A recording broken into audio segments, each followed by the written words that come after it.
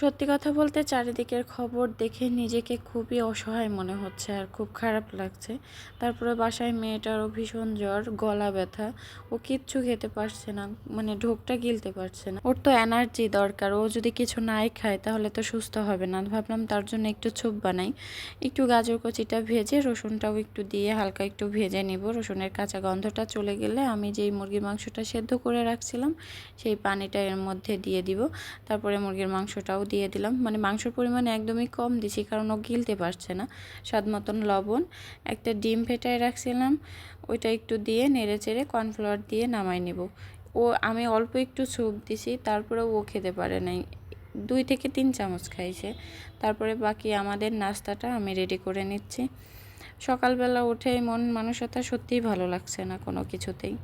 আমাদের নাস্তাটা রেডি করে নিয়ে ওর ছোপটা দেখুন এতটুকুন দিছি, তারপরেও খেতে পারে নাই।